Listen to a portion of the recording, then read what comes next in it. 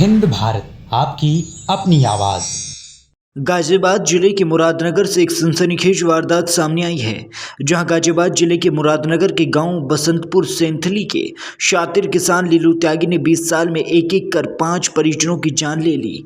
4 करोड़ की संपत्ति के लिए उसने रिश्तों का खून इतनी सफाई से किया कि किसी को भनक तक नहीं लगी। 3 के खून से उसने अपने हाथ रंगे, जबकि 2 का कत्ल सुपारी देकर कराया। 1.5 महीने पहले 8 अगस्त को रिटायर्ड दरोगा सुरेंद्र त्यागी को 4 लाख रुपए देकर कराई 5वीं हत्या के रहस्य से बृहस्पतिवार को पर्दा उठाने के साथ पुलिस ने 5 वारदात का सिलसिलेवार तरीके से खुलासा हो जाने का दावा किया है। लीलू, सुरेंद्र और सुपारी किलर राहुल गिरफ्तार कर लिए गए हैं।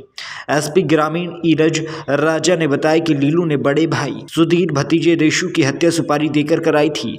भतीजे पायल और पारुल और भतीजे नीशु की हत्या खुद की। लीलू, ब्रिजेश और सुधीर के नाम 16 बीघे जमीन थी। वो सुधीर और ब्रिजेश के हिस्से की लगभग 4 करोड़ की कीमत की जमीन हड़पना चाहता था। भाई 2 भतीजे और 2 भतीजों की हत्या के आरोप में गिरफ्तार किए गए 48 वर्षीय लीलू त्यागी ने पुलिस पूछताछ में बताया कि उसने ये गुनाह अपने इकलौते बेटे की खातिर किया है। वो चाहता था कि संपत्ति का बंटवारा ना हो, पूरी जमीन उसके बेटे को मिले। भाई ब्रजेश के 2 बेटे थे और सुधीर की 2 बेटियां।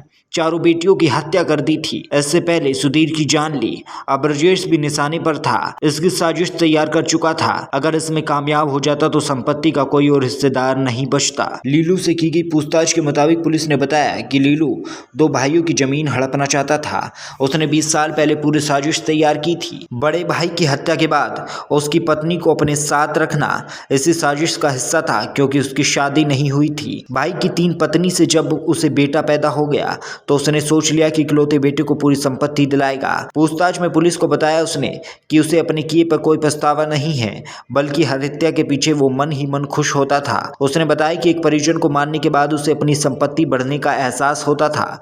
लीलू के मुंह से ये बात सुनकर पुलिस भी चौंक गई। 2001 में बड़े भाई सुधीर की हत्या 1 लाख की सुपारी देकर कराई।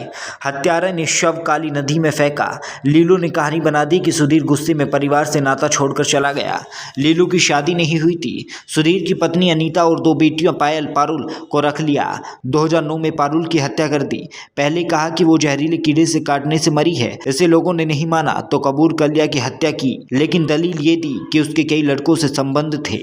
इस आन की खातिर उसने जान ली है। फिर 2013 में भाई ब्रजेश के 16 वर्षीय बेटे नीशु की गला दबाकर हत्या कर दी। शव हिंडन में फेंक दिया।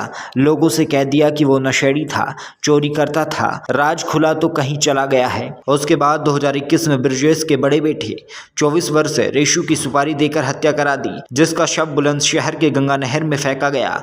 लोगों से कह दिया कि वो परेशान चल रहा था, खुद ही कहीं चला गया होगा, आ जाएगा। जिसके चलते 15 अगस्त को परिजनों ने गुमशुदगी की रिपोर्ट दर्ज कराई। इसकी जांच की गई तो बड़ा खुलासा हुआ। Bureau report, Hind Bharat.